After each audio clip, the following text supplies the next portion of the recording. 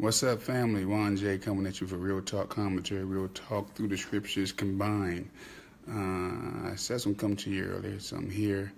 I wanted to deal with this one little topic. I posted earlier today about love. I posted that it is a sobering reality when you finally realize that the black love that we practice and cherish every day in our churches and communities is birthed out of self-hatred. You can't say you love someone and ignore their needs. The black church and the black community has perfected the practice of self-hatred, wrapped in some artificial black love. Imagine being in a relationship with a person and you don't even speak to that person. Now visualize the black church and the black community relationship. It's not love, it's tolerance. How can the church say they love God on whom they have not seen and hate their brother who they see every day, and their children, in the community that they see every day? Wake up, black community and black church. Stop lying to yourself and the community about black love. I posted that today. Again, how can the church, how can the black community say they love each other when they don't even talk to each other? Think about it. It's 7 days in a week. 7 days. Think about the church you go to right now, big or small. How many times do you talk to anybody in your church? I mean, outside of your boy or your girl, but do you actually talk to people in your church, if you're in a black church? And then how often do you talk to people in the black community? Just think about it. Just think about it. So, can we just be honest about this artificial love that we say we have every Sunday? There are 52 Sundays in a year. There's 7 days in a week. There's 365 days in a year. So even if you just divide 52 into 2, you have 26 Sundays in a year. How often do we, as the black church, go out into the community and even speak to anybody in the neighborhood? Think about it. Let me just think about it.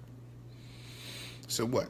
Every Sunday we go to church, we shout, we listen to the pastor exegesis, we call ourselves worshiping and praising, and then we say nothing to people in our community or in our church during the week.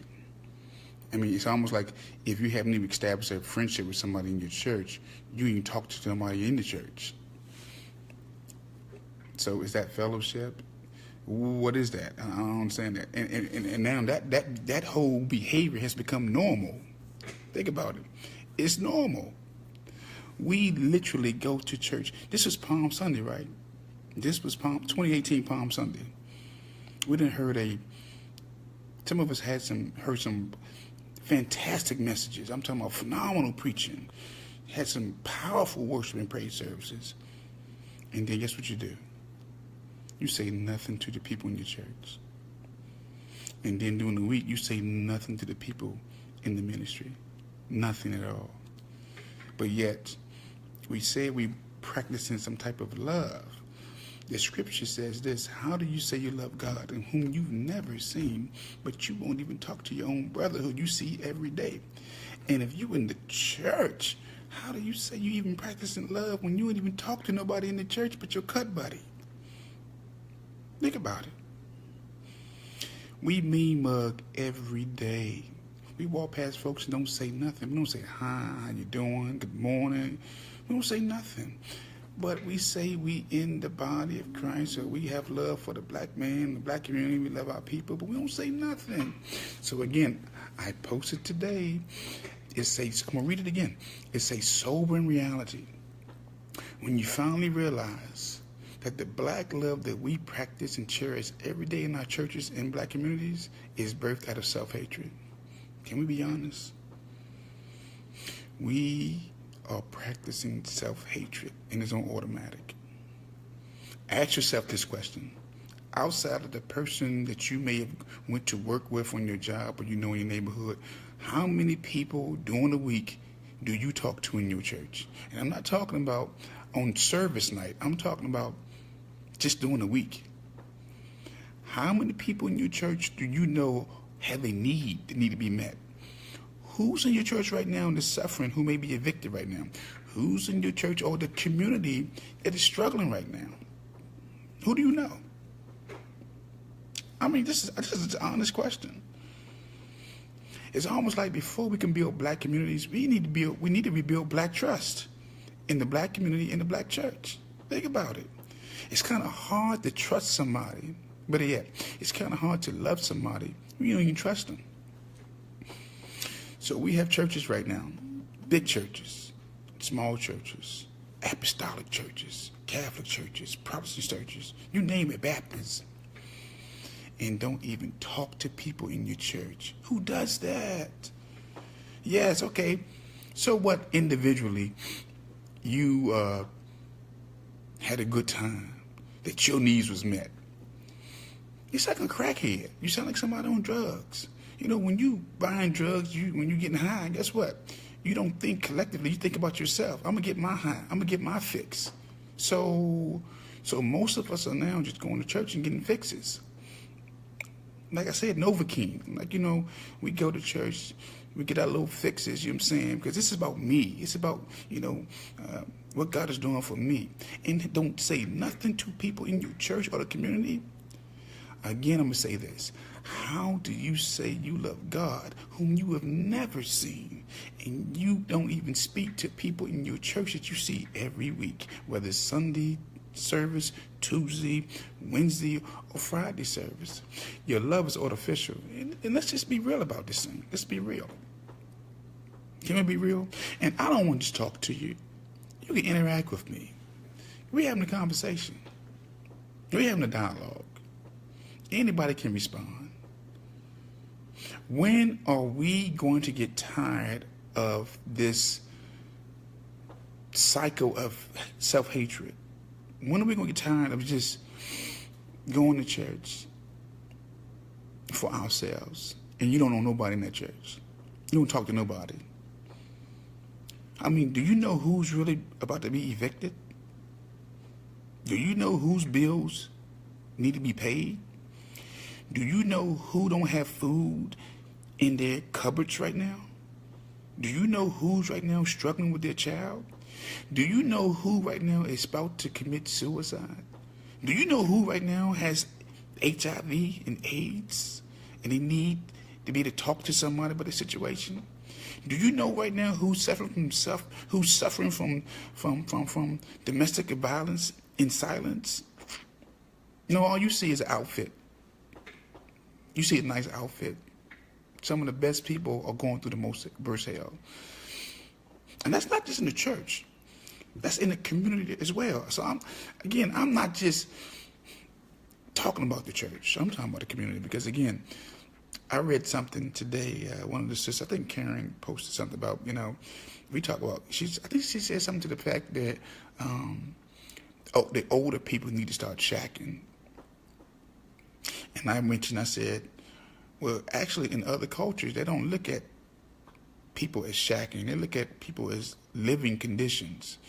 But in the black church, if you're living with somebody and you're not married to them, they're shacking.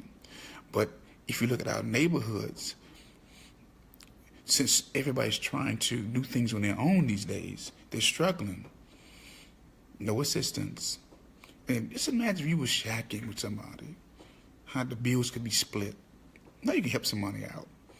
I'm telling you right now, we are 50 years into a paradigm from our leaders that's not working. If we continue down this road where we don't practice group economics, where we don't practice genuine love for our people, for our children, then we're going to be extinct. We're going to be extinct. We can't continue this cycle of self-hatred and expect to be around. We just can't. Again, think about the black church. Think about the black community right now. Do you know your neighbors in the black community? Do you? 25 years ago, I knew everybody 2 blocks away, to the left and to the right, to the front, to the back. I can name everybody on the block. Do you know everybody on your block? Do you? But you in love, but we practice in black love. Think about it. Come on, family. Let's be real. Let's stop playing with this. We love folks. No, your love is artificial. It's artificial. Come on, think about it. Again, I'm gonna read it again. It's a sobering reality when you realize that black love that we practice and cherish every day in our churches, in the community, is birthed out of self-hatred. You can't say you love someone and you know their needs. When was that? I mean, who do you know in your neighborhood right now and have a need right now? Who you know? Think about it. Because you don't know about your neighborhood. Do you even know your neighbors? Do you know your neighbors? You know the people in your church? I'm just asking the question. We pride ourselves on black love, black forgiveness. Don't even talk to each other. You can chime in. This is an open dialogue, open discussion. I don't want to preach, actually. You've been preached to all day. Pastors and gave y'all the word, had Palm Sundays, But at the end of the day, you're going back to the same situation. Nobody knows what you're going through. Nobody knows your hurt. Nobody knows your pain. Nobody knows your struggle. And we are all right with that.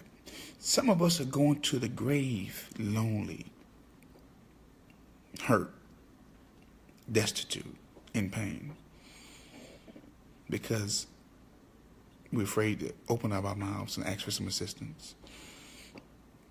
Come on, family. We got to do better. As the elders, as the responsible adult in the community, we got to do better than this. We got to. Stop looking for these children to lead the way. The scripture says he called the young because they're strong, and the old because they should lead the way. They know what's going on. We got wisdom. So please, family, please. Watch this. I said this. The black church and black community has perfected the practice of self-hatred, right? Wrapped in some artificial black love. Imagine being in a relationship with a person and you don't even speak to that person. Think about that. If you're in a relationship with somebody and you don't speak to them, is that a relationship? Y'all in the same house, y'all don't even talk? Now visualize the black church and the black community relationship. It's not love, it's tolerance. The black church tolerates the black community. And the black community tolerates the church. Think about it. If I'm wrong, correct me.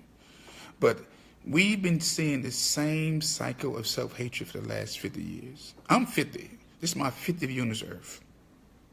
50. I'm telling you right now, it's got worse. I'm a 60s baby. We're approaching the 50th anniversary of the assassination of MLK. April 4th next month? Ask yourself this question. Is things better? Watch this. I reposted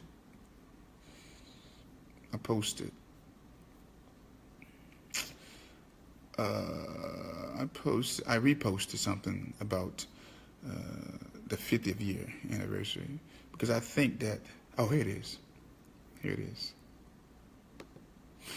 I posted, black people have had a 50-year experiment with integration and assimilation. The results are in. And we are worse now than we were 50 years ago because we've lost our African minds. Think about it. Are we better today than we were 50 years ago? Watch this. If I never post another thing on social media, ever again, if you just tune into my page and go to On This Day, it's going to pull up everything I said on this day back 8 years ago. I don't have to say nothing ever again on social media, because the stuff I've said on this day is prophetic. It's prophetic. Watch this.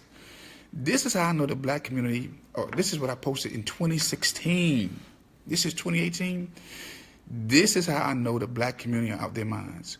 We fought for integration thinking we would be better off. It's been 50 years now. The statistics are in.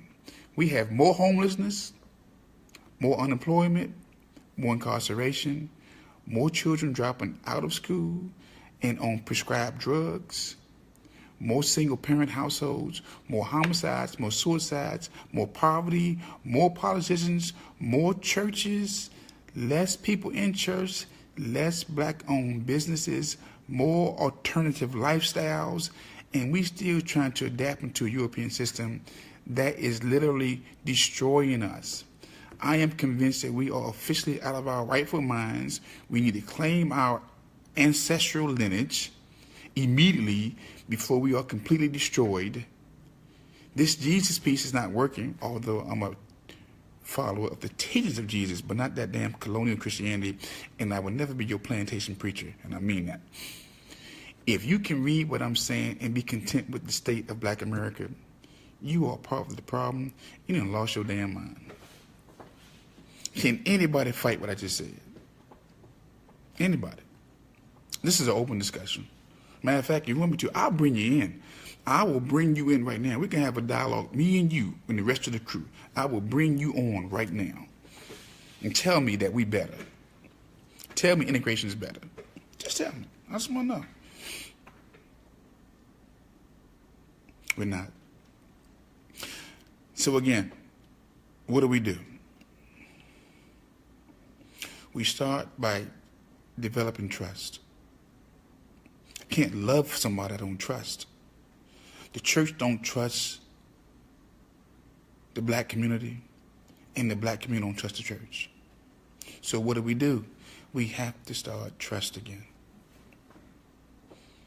We don't trust each other. We don't. You have to give people a chance.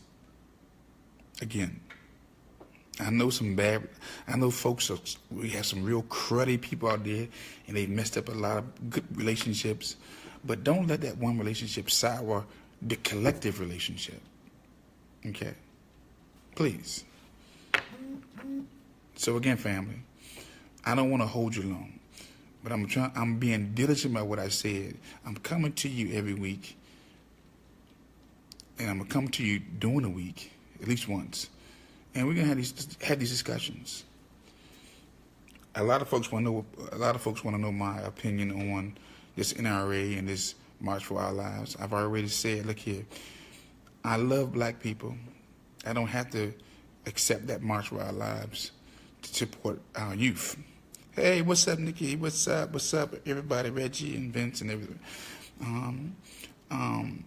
I am very clear about. I think it's a travesty about the shooting that's going on in these schools. But at the same time, it's a tragedy with these police officers shooting black folks. Where's that march at? Still waiting on that march.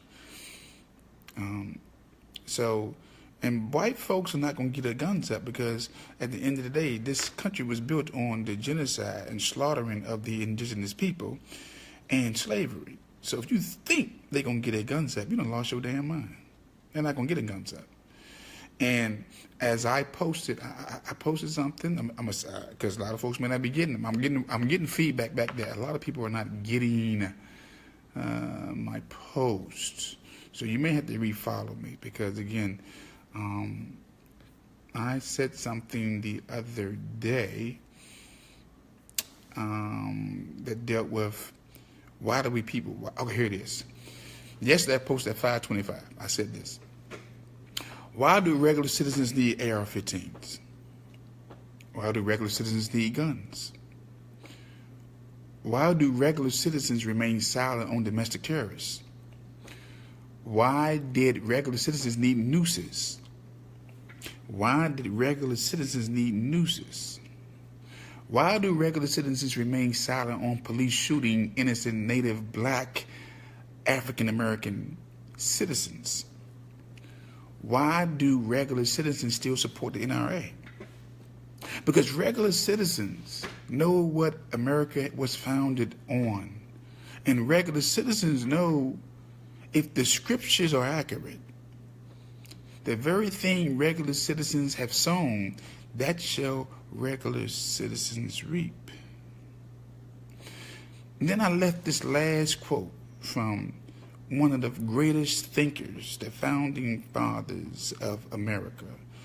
Thomas Jefferson wrote so eloquently. He said, "Indeed, I tremble for my country when I reflect that God is just, that his justice cannot sleep forever." You know why Thomas Jefferson said that? Because he knew that white male-dominant culture has wronged black people for so long. That if God is just, his justice cannot sleep forever. So they got to have these damn guns. These AR-15s. If it's 270 million white Americans and it's 55 million black Americans, and then you start slicing together the rest of America, whether it's the Asian community, 5%, the Latino community, they're catching up with black folks, if not even surpassing them. You may have 45 million Latinos. White America has 370 million guns. Let me say this again. Regular citizens have 370 million guns, but there are only 270 million people in America. That's white. Do you think they're going to get them guns up? They don't have gun buyback programs in the white communities. They have drug buyback. They have drug give back programs. I was in Manassas a couple years ago, about a year. I took a picture of the DEA saying, "We will take your drugs." The opioid crisis, and the meth crisis. I've never seen a drug buyback program in the black community. I've seen gun buyback programs, because they're not gonna get their guns up.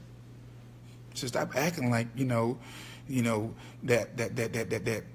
Oh, it's such a danger. Stop being so shocked about white folks complaining about other white folks with these guns. Because I'm trying to figure out, where was that passion when you see black folks being shot and killed like dogs in the street for the last 4 or 5 years? And you haven't even pulled up the stats yet for this year, how many black folks have been killed by police officers. Because you know why? Now Trump's in office, and that's not a concern of his. He wants now to 3 strikes you out. He wants now to kill the drug boys or the drug pushers and the drug distributors. So under the Obama administration, you had more sympathy towards black people. Under the Trump administration, the hell with black people. Am I being too raw for y'all? Too real? Good. Again, it's not no monologue. We're having a dialogue. You can say something. I want you to wake up, people. I want you to start thinking. I want you to start realizing that we're in a war. And if we don't start practicing love, which is start to trust one another and start practicing group economics, you don't have to worry about your children's children. They're going to be in FEMA camps.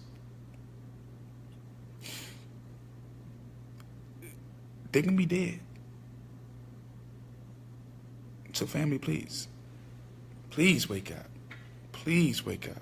Please, in the name of whoever you call, wake up. Okay? So I just wanted to come at you and share with you these thoughts. That we got to stop acting like that everything's okay when it's not. The black church need to start extending themselves to the black community. And the black community needs to start extending themselves to the black church. Don't just be going to church for yourself no more. You need to ask somebody in that church, do you need some help? You'd be surprised what people are going to say.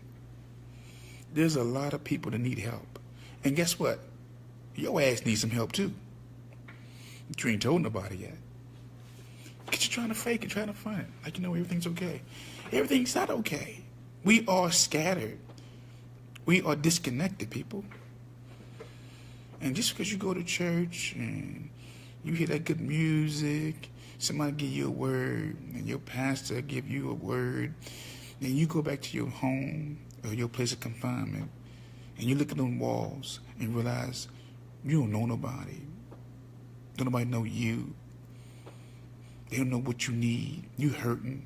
You in pain. You suffering. And others are suffering.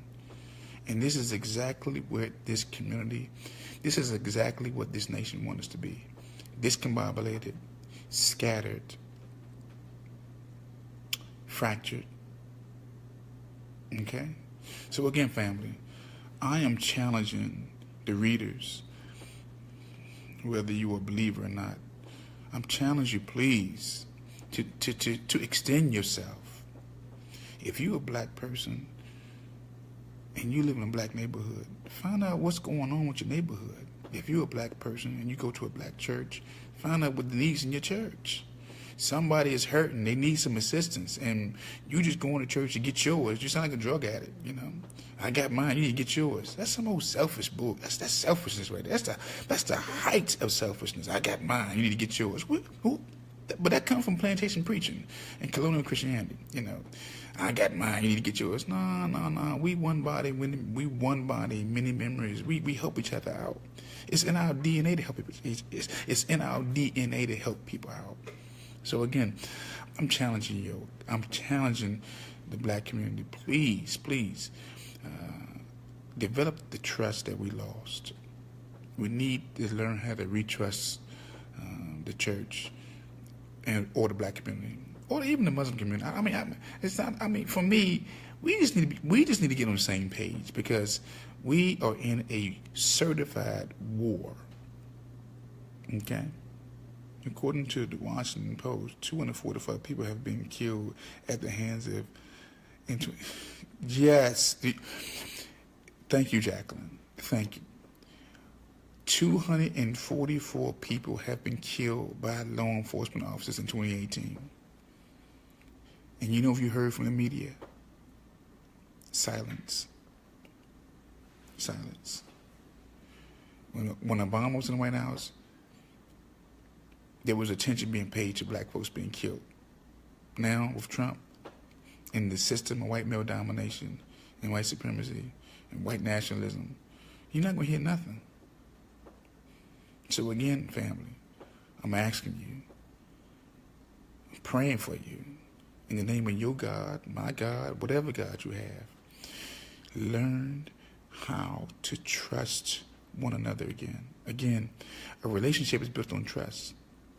And it's apparent we don't have it in our neighborhoods because we don't talk to each other, or in our churches. And I'm not talking about you. Go beyond your cut buddy in the temple or in the mosque or in the church. Go beyond your cut buddy. Don't just go to your cut buddy. Go to that other person. Find out what's wrong in your church. Find out what's wrong in your community, what's wrong. We can start from there. Okay? Anybody want to say something? If not, I'm about to end this broadcast. But I do thank everybody for tuning in, because, again, I'm going to stay on this. When you have a word from the Lord, from the Creator, you ain't got to go look for no word. And the word is this. How do you say you love God whom you've never seen, and you can't talk to your brother or your sister or your mama or your father or your auntie or your cousin or your nephew that you see every day, or your neighbor? You're not practicing the love of God. Your love is so artificial that you need to go back and get what you thought you had. Okay? But again, just some thoughts, because, again, at the end of the day, family, all we have is one another. The Asians are amalgamating, they're coming together. The Asians are believing this is the year, this is their century right now. white male dominant society is collapsing right before your very eyes. It's one of those few moments when you're seeing white folks are really just going at each other, and they're giving black folks permission to go at other white folks. Okay, so I'm just saying, family, in the bigger scheme of things, the Civil War started because of us. Slavery. And then there's another war that's going down because of us. And it's an intellectual war. Where is this country going the next 100 years from now? And is the black community going to be a part of the equation? I'm at this place where, let me be very clear. I can speak the way I do because I don't watch a lot of TV. Don't listen to a lot of radio per se. I mean foolishness. I maintain a life of fasting, praying, and reading, doing a lot of research. I've lost about 30 pounds just in a year. You see me now, you see I'm very small. I've gotten real small.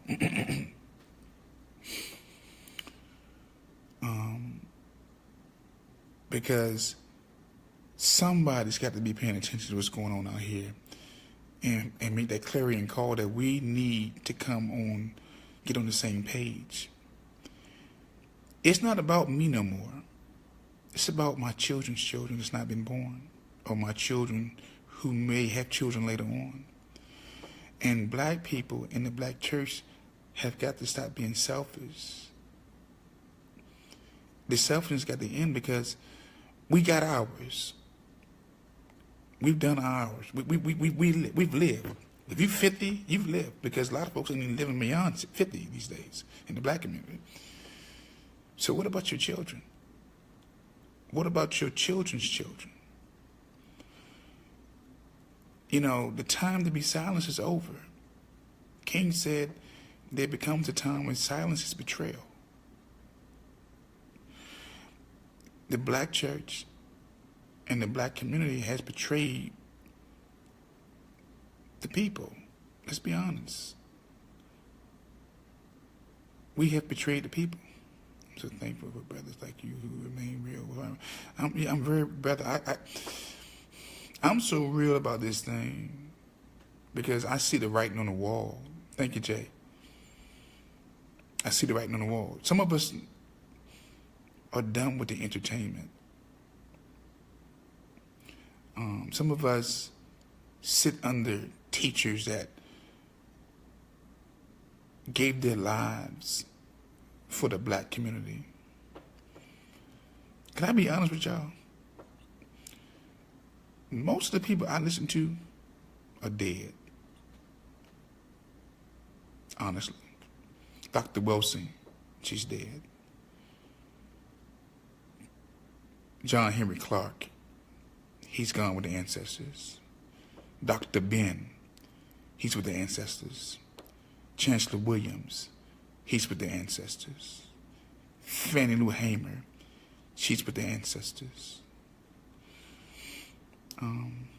Amos Wilson, he's with the ancestors. One of my spiritual fathers, Bishop McKinley out of New York, of the Elam International Fellowship, gone. Brilliant brother, but he's with the ancestors.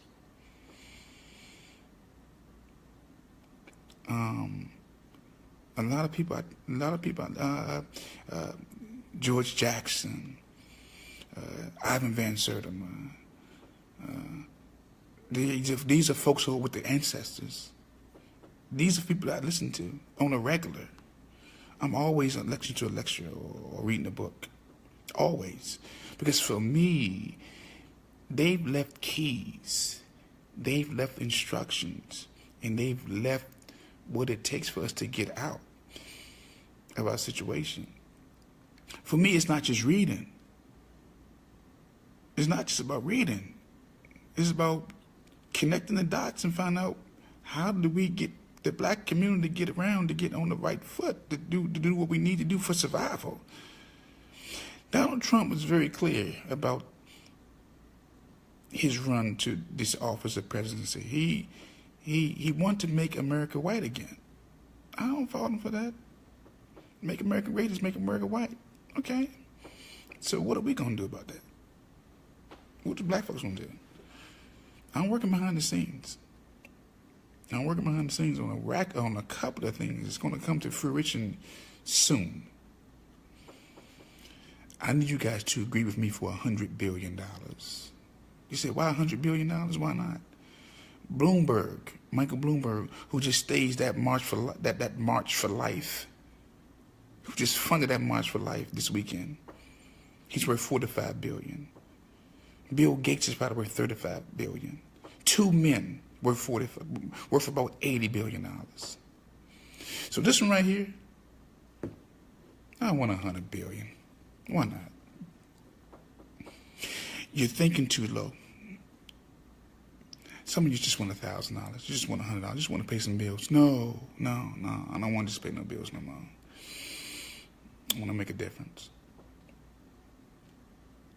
I want to create some stuff. I want to speak some things into existence. That's what I want. So again, I want the church to stop preaching colonial Christianity. Let's be honest. I want plantation preachers to release the people from plantation preaching. What is plantation preachers and all this faith and obedience and preaching slavery was good and white Jesus? You need to stop that. You stop the time. It don't make a difference. Well, but if color don't make a difference, then how come the Creator made different nationalities? It's an insult to the Creator that you don't even respond. You don't respect somebody else's ethnicity. Who does that? You know, who thinks like that? That, you know what, we all God's children, don't make color. Well, if they make a difference, then how come we have different people with different nationalities? Think about it, family. Think about it. Japanese respect Japanese culture. Koreans respect Korean culture. China respect China culture. Vietnamese respect Vietnamese culture. And they'll tell you to your face, they're different. They may be Asian, but they're different. But only black people in America always talking about, you know what, it don't make a difference. We all God's children. Okay, but guess what? You still have to have some culture. Come on, family. Come on. We have to do better. Let me be very clear. While we focus on the system of white supremacy and white male domination, let me be very clear. The Asian culture is believing that they are next in line, and they're not going to be as generous as our white brother, because they're going to say this, well, we didn't put you in slaves. And if you ever watch their culture, they don't play. They cut you off, they cut you to kill you. You know, you're seeing the crazy crime that you see in America because you know what, they don't play. They don't have no sympathy as white folks do. So don't get so caught up in white supremacy and white male dominant culture that you forget behind them is something even worse. I want you to think about all those times you went to that little Asian carry out, or that convenience store, and you was short 5 cents, and they told you, you can't have this, you can't buy this, I won't sell it to you. And you've been in their neighborhood and you've been supporting them all your life. You gotta remember this, family. The Asians don't buy nothing from us. They set up stores in our neighborhoods, but they buy nothing from us. Nothing. Maybe some soul food.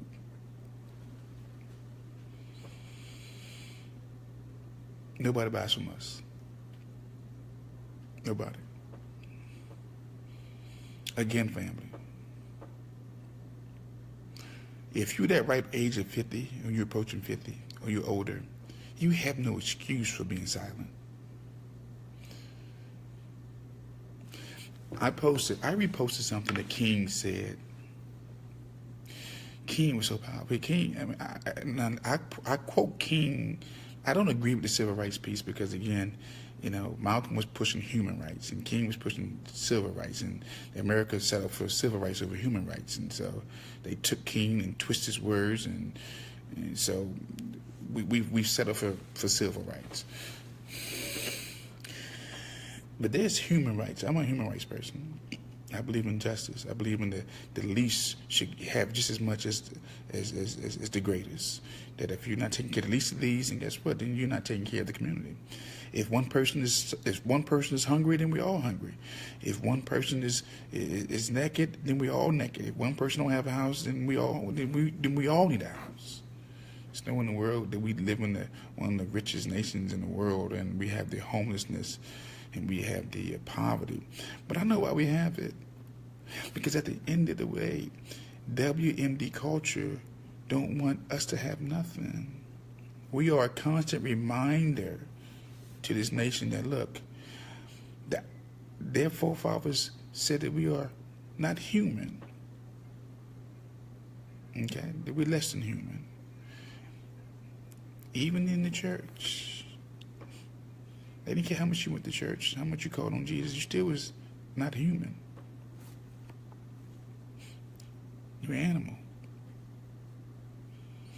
We need these type of conversations at the dinner table. We need to take back our dinner tables. No more everybody eating in a separate room. No more, I got my plate, I'm going to the room. No. Come back to the dinner table. Everybody sit down and let's have these discussions.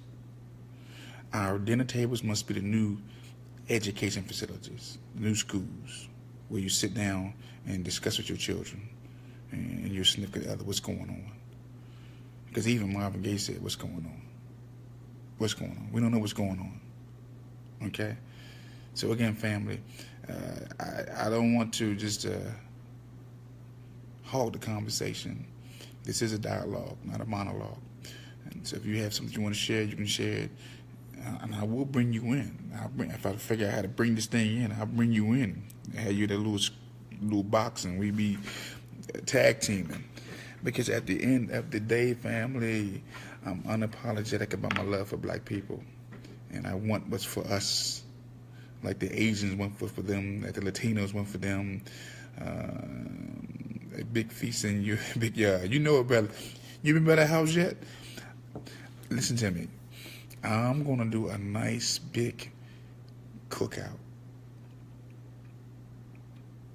for everybody. Bring your own bottle. I'm saying that on a Sunday. Yes, bring your own, because, look, I'm not going to tell you what not to drink. Some folks can do it. Some of my friends drink, some don't. So for all these religious fanatics, I thought it was a preacher. I thought about bring your own bottle. Yes, I don't care. I'm talking about coming together and fellowshipping. Please. We need to get back to trust and loving each other like never before, family. What's at stake is a generation of youngins, a generation of people. I didn't plan to be on this long. I only was going to do 10 minutes. I just wanted to be consistent and be diligent. And let me say this about being diligent. Let me be very clear. Our forefathers was diligent because they didn't have distractions like we have today. And we have to press beyond the distractions. Social media can be a distraction. That tail-light vision can be a distraction.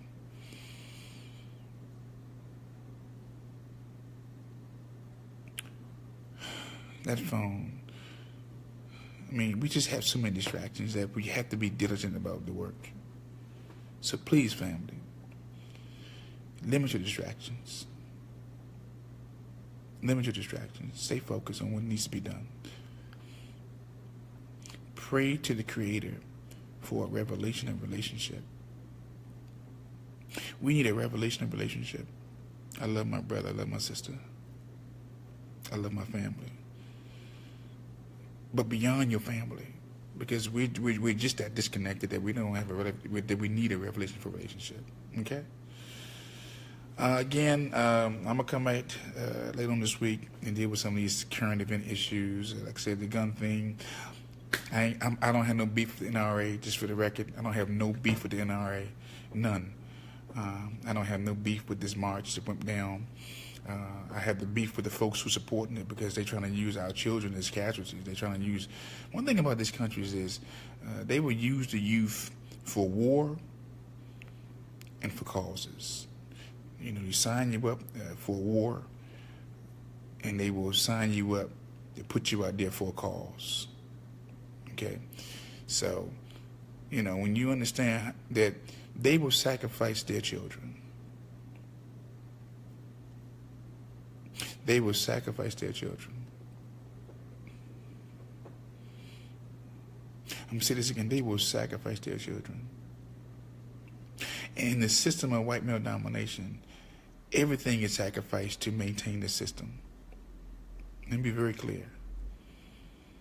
In this system of, in a WMD culture in society, globally,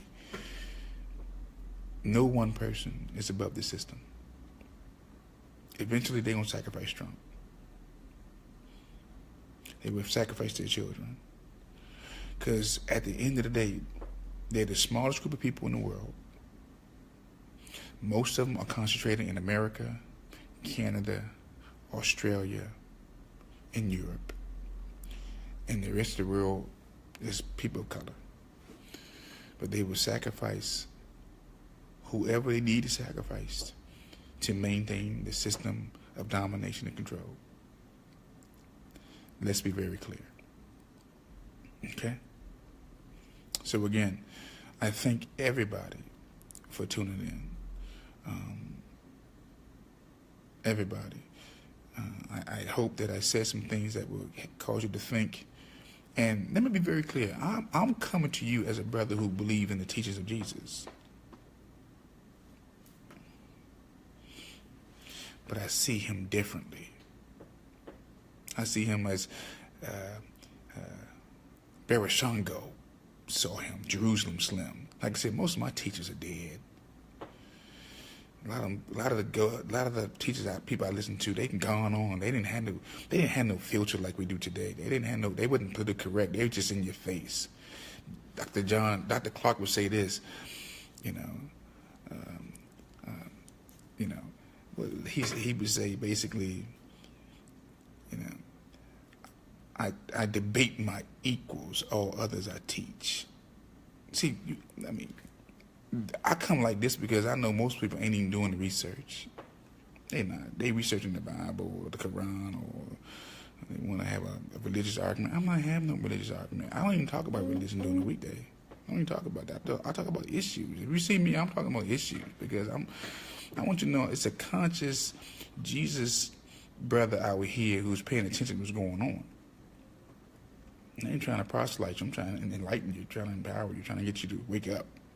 Okay? Everybody's not asleep, family. Everybody's not asleep. So I want to thank everybody. And please share this video. Just share it.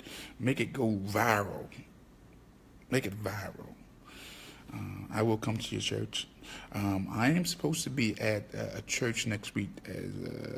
I'll give you more information. On Sunday, I will be at a church. I think I'm like the moderator, or I'm doing something next week at church in Temple Hills. And you're all welcome to come. Come on out here and see me face to face, shake my hand, take part in the fellowship. Okay, but again, feel free to hit me on the inbox if you got an issue you want to discuss. Because a lot of folks are still got these high-powered jobs. They can't talk about issues, or they risk being fired. Give them to me. I'll talk about it. I don't care about being fired. And look, I need you guys. If you've been following me or Real Talk for at least the last 5-6 years, I have been consistent. Have not changed. So I need you guys, ladies and gentlemen, to go to GoFundMe.com. Because again, /real-talk-TCI fund, because we have to have our own 24 hours, 7 day a week media facility to discuss our issues, our thoughts, our concerns without corporate funding, because most of these black-owned stations that have corporate funding, when the corporates decide to stop funding them, they shut down. We need our own. And while you're thinking about that, keep me in prayer for that 100 billion. Yes. You have to believe that you can get it.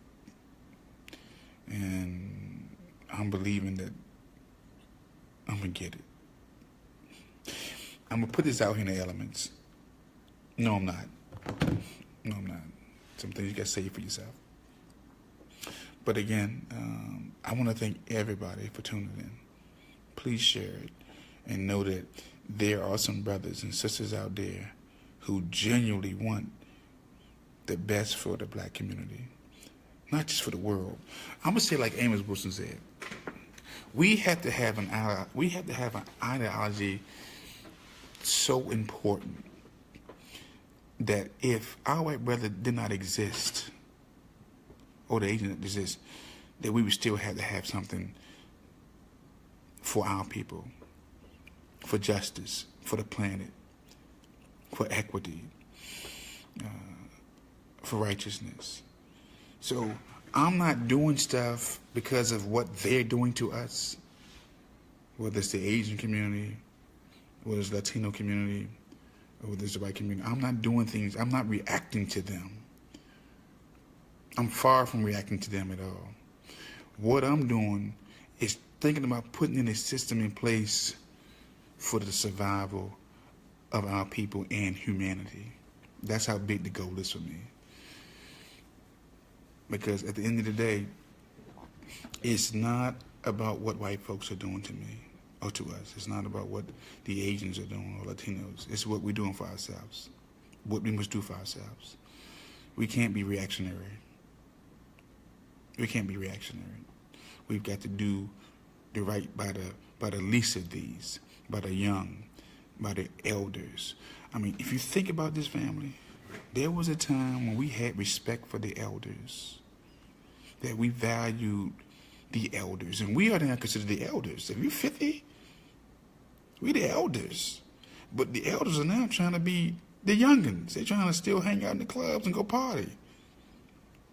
When I was coming up, the elders was like in their 35s and 40s. Think about it. In the 80s, when I was coming up, the mothers of the church was in their 40s, 45. Some of them just passed away at 70. So the mothers they was mothers early in the church. But now the mothers the people who are supposed to be the mothers now, they still hanging out at the clubs. They still clubbing. Who does that? You know, I'm Latino. How do we get blacks and Latinos, which are really the same, to see that we are one person? We get them to see that we are the same when we get them to identify the same enemy. We have a system in place that's determined to survive with or without us. If you look at how the system of white male domination is treating the Puerto Rican community right now that had that storm, they don't have no water. They don't have no resources. And this supposed to be the 51st state? Come on, Puerto Rico is still crying out for some help from our country, and we're not even assisting them. So we got to get people on the same page. I mean, look, Dr. Welsing, made a point to say that, look here, people of color are under attack. That's all over the world. Garvey made a habit of linking the Caribbean with the United States with the Africans. We're all the same, but we all have our own different culture. You know what I'm saying? You know, I mean, if I sit down and talk to you as a Latino, you would talk about Latino culture. I talk to an Asian, he talk about Asian culture. I talk to African Americans. We still trying to figure out what our culture is. So I think that we come together when we see the same enemy, and we see that it's about survival. It's about brown people, black people, because even in the Latino community, there's that color thing going on, and we got to deal with that. We got to stop. We got to see everybody as the same. I hope I answered your question. We are one people. We are one people. But even though we're one people, we all have our different culture, and we got to respect one another's culture. Like I said, I'm African American, and I can't go to Japan and try to impose my will on them. They're like, you come under our culture now. And I give you a prime example. When Ball's son, who stole those glasses, they about to have him locked up for just stealing glasses. I mean, come on. I mean, that's a whole different culture, a whole different way of doing things. Yes, sir. United we stand, divided we've been falling. Brother, if you think about it, I mean, united we stand, divided we've been falling. We have gotten used to this, like it's normal. This is not normal. This is not normal. We have to cut. Dr. Wilson kept pushing, turn off the television, pick up a book, and read. Read more. Turn off the television. Turn off the music. Do some reading. Reading is fundamental. It's not by accident that somebody said that if you put something in the book, if you want to hide something from us, put in the book, because we don't read. The black community consumes more television and radio than any other people. Because most folks are working, they're about that work. We just about entertainment. It's like that little quote from Gladiator that Russell Crowe said, "Are you not entertained?" We just entertain. Okay? So I hope I answered your question. You know, but again, just we have to we just have to get back to first things first, and that's having trust for one another and starting to have a genuine concern and love for our community and our people. And it starts with opening your mouth and saying something. Go beyond your cut buddy. Talk to one of them strangers. Say hi. Say something. It doesn't hurt you to be nice. It doesn't hurt you to be courteous. It doesn't cost you to be concerned. Find out who your neighbors are. Find out who needs help in your church, in your community. It starts from there. Okay? Again, I want to thank everybody for tuning in. I hope you enjoyed. How do I wake up my family members who think I'm just too pro-black? Your opinion, brother. I think the greatest thing you can do in waking up your family is just be a righteous person. It's not about waking them up. It's about being consistent. It's about just living a righteous lifestyle. Here it is. I know Dr. Wilson. Dr. Wilson was probably one of the most soft-spokenest, gentlest people on this earth. She never got the credit that she deserved. If you just pull up Dr. Wilson's video, Dr. Frances Cress Wilson's video, you will see a woman who was consistent about her love for black people. She didn't try to make you believe.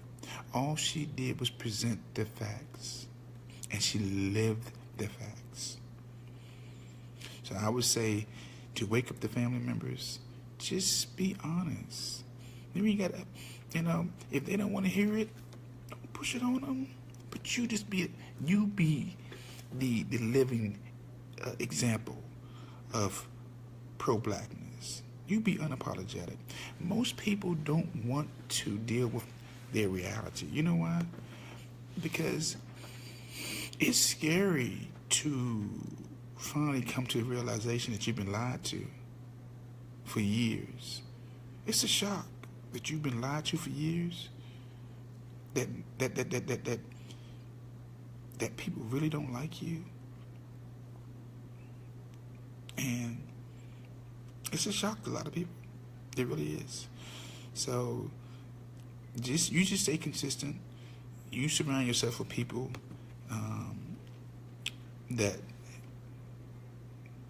believe like you believe, that have a love for black people. And trust me, when people know you're serious and sincere about your love, it will spread. One thing about people, we all have one thing in common. We want to see good. We want justice. And we want our needs met. So just be consistent. Just be a person of justice and righteousness. And keep them studying. They'll come around. If they don't come around, guess what? God will give you a new family. Of people who want to do what's right. Who wants to see what's right for us. You know what I mean? Like I said, I jump on the church a lot because I'm a product of the church. I mean, folks ain't leaving Jesus. So when you know they're not going to leave him, then you present him in a different way. Because the way this has been presented is not working. And if you think it's working, look at your children. Look at our children. Look at our neighborhoods. It's not working. It's not working for us. Just trying to be honest about that. Okay? I hope I answered your question, Mr. Frank Nitti. So just be consistent. You know, eventually people come around. It doesn't happen. Look here, where you are and where they are didn't happen overnight. You know, I mean, when I came into consciousness, we talking about back in the 80s, about 89, 90. And then I got on the police department. Still trying to be conscious. Didn't happen overnight.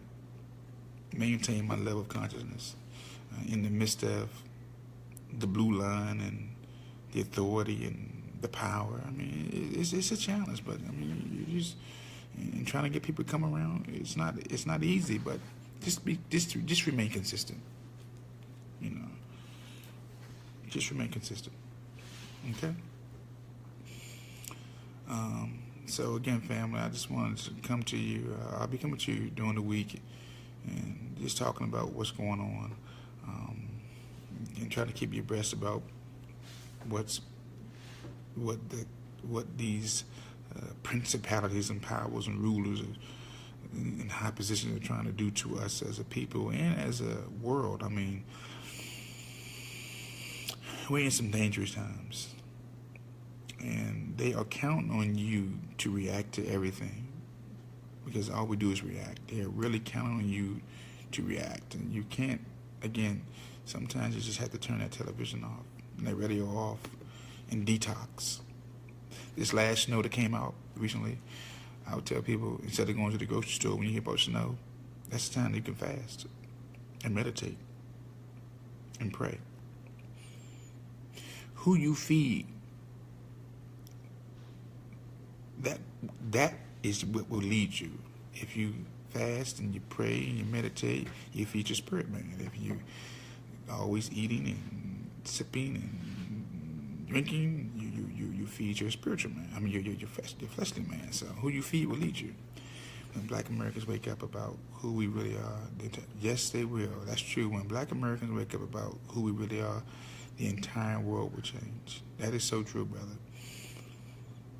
That is so true, and you see, but even they know that. They know that. But you keep the people in a fog. You keep them distracted. Keep them on a diet of entertainment. again, I don't watch television, so I don't know about what's going on with the Super Bowls or footballs no more. I used to be a staunch Cowboys fan. I cut it off. I mean, you know what I mean? Because black folks been getting killed. I don't watch basketball. I couldn't tell you about what's going on with this March Madness. I don't. I can't tell you what's going on with the March because anything that's not helping in the pursuit of justice, liberty, righteousness for black people and people of color, it goes in the trash can for me. Yeah, I don't have time for it. Now I do some things. I do play some cards. I do play some poker because it takes my mind off of being serious. But that's about the extent of what I do. Because I mean I'm serious all the time. Because we in serious times, very serious times. So. You know, but I'm not on a diet of entertainment. I'm not on that. No. I'm on when I get finished here tonight talking to you guys, I'll be reading Dr. Claude Anderson's book Powernomics again. I'm in the process of getting a book. I'm in the process of getting a book, and I'm gonna recommend. I haven't read it. But I'm about to get the book because it's a book called Out of Crisis. Okay? It's by Walter Deming. Walter Deming was an economist. Walter Deming was the person responsible for transforming Japanese culture. The highest award given by the Japanese community is the Walter Deming Award. You must remember that our nation dropped 2 bombs on Japan. And now, less than 80 years since that bombing, Japan is a force to reckon with in the world. But the highest award given to anybody in Japan is the Walter Demings Award. And I am in the process of getting his book, Out of Crisis, because I think that if I can't find the solution, somebody else can. I don't read that book because if they're going to give their award to their award and knowing that they have overcome 2 atomic bombs, not knowing what the world would, not knowing what the bombs would have done to their culture, and they come back thriving as a community, the black African and American community has no excuse. Because, yeah, we've had a psychological bomb dropped on us in slavery, but we're here. We're here. We're already in place. We have buildings unoccupied, abandoned. We can turn this thing around tomorrow. So, if you beat me to that book, Out of Crisis, you read it and apply some of the principles, do it. I'm encouraging you, do it. Even Jesus told Judas, whatsoever you do it. Hell, even Mike can use the word, just do it. So I know where they got it from. But Walter Deming, the Demings Award, check it out. The highest award given in Japanese culture was done by a white male. Okay? So, I'm not, again, if anything that can help us to get to where we need to be, I'm on top of that. I'm thinking beyond, I'm thinking beyond a neighborhood or a city. I'm thinking bigger than, that's why I say I'm preparing for 100 billion. You know, Bloomberg is worth 45 billion. Bill Gates is worth 35 billion. Easy. That's 2 people worth almost 100 billion. So I'm looking for 100 billion. Why not? Okay. So again, I hope I answered your question. Again, I had no intention on being this late, but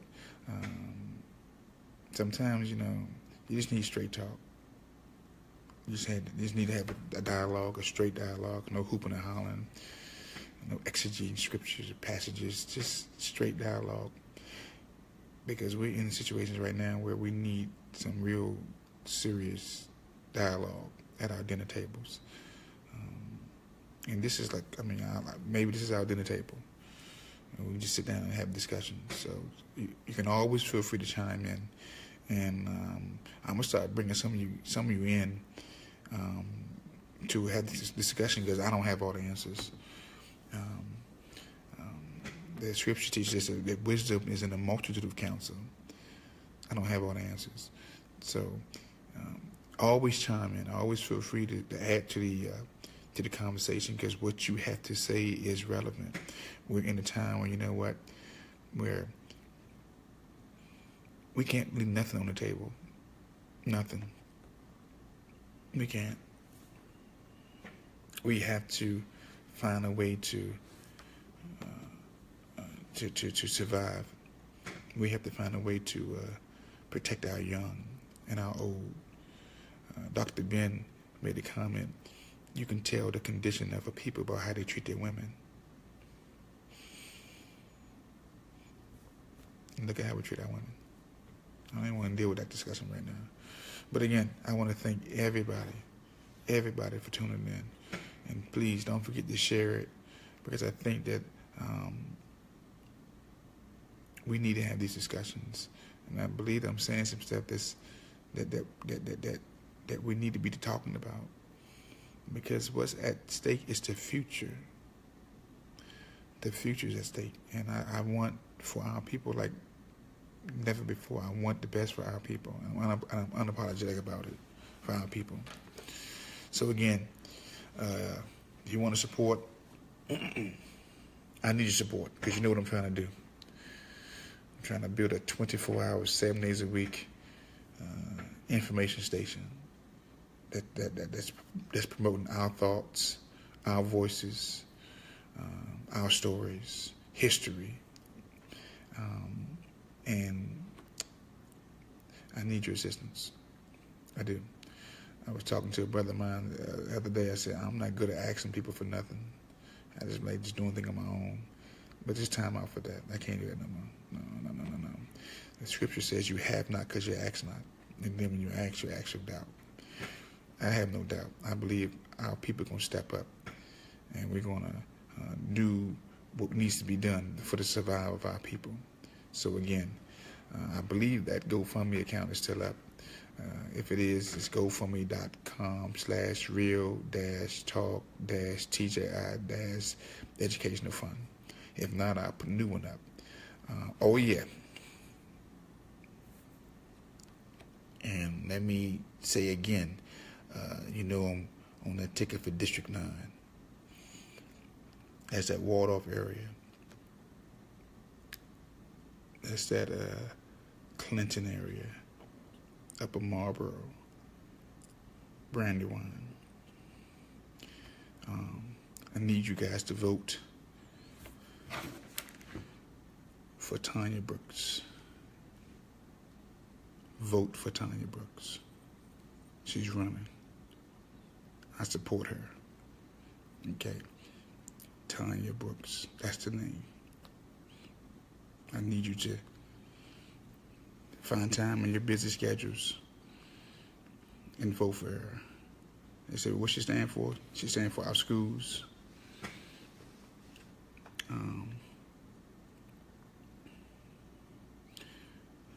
I'll get back with that. But I'm keeping my word. Okay? Again, thank you, family. What's up, Will, J. Hotep, everybody who tuned in. I need you to hit that share and share with people. And I also need you to support the vision for our thoughts, our voices, our issues. We need a 24-hour, 7-day-a-week information facility. And let me say something right now. I think they're going to bring Mark Zuckerberg before the Congress to ask him questions about him giving out like 90 million names of people from social media. And I would not be surprised if they don't try to shut this avenue down. So that's even more the reason why we need to really, really start thinking about if this shuts down, or Twitter shuts down, or Instagram, what are we going to go to? Because trust me when I tell you, your local news facilities, they are not going to be covering black issues. They don't do it right now. If anything, they cover negative stories and not nothing positive that we do. We just had Aretha Franklin's birthday today. Did you hear anything on television about that? No. I don't think you did. See, we don't, our story's not out there. Aretha Franklin's birthday is today. You ain't heard nothing yet about Aretha Franklin, have you? Because in the system of white endowment culture, she's not important unless she's singing. Or she's providing a service. Other than that, she's a part of the fabric, but she's not that important. Important to us, but not to them. Okay? So again, thank you all for tuning in. And I wish nothing but the best for you guys. And I always remember this. It's not how much you know. It's how much you care. God bless you. King David, buy a quantum computer. What is a quantum computer? I'm not that versed with the quantum computer. I will look into it. I'll look it up. Because right now I'm using my little, hey, Devon. But what is a quantum computer?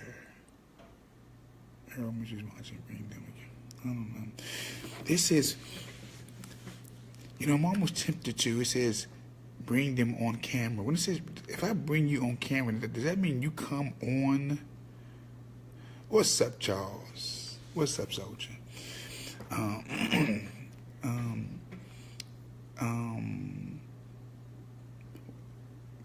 don't know what a quantum computer is. I'm sorry. I don't know. But I'm going to look into it. So again, family, thank you all for tuning in. And I'm going to upload this on YouTube. And I'm going to upload this on Facebook. But I do need your support in coming up and helping me to put together this 24-hour news facility for our voices, our thoughts, our concerns, our issues. And I'm also, this weather's about to break. I'm going to be putting some seeds in the ground, and some crops will be coming up. And it's a lot of good things going on. So I'm looking to link up with some of these businesses who need certain goods, certain vegetables, certain fruits, because I want to be able to. Real farms are going to be. It's going to be called Real Farms. Real farms are going to be providing crops, vegetables to these natural stores. So it's going to be a good year, a very explosive year. But look, I'm challenging you guys to think beyond your present circumstances. Your present circumstances will not dictate your future outcome per se. Whatever you're going through right now, it has an expiration date. Like bread, like fruit, like vegetables, everything has an expiration date. It's not permanent. It did not come to stay. It come to pass. So just know that you're coming out your situation, and when you come out, don't look back. Stay focused, and know that things are getting better. Resist the urge to speak something negative on yourself. No matter how you feel, don't speak negative right now. And if you can think it, but don't speak it. Resist the urge to speak negative things on yourself. Okay? This is real talk, one-on-one. Because you're in a season right now where if you say something negative about your health, about your money, finances, you just may experience that. So don't do it. Resist the urge. Again, I'm checking out. It's not how much you know. It's how much you care. God bless you.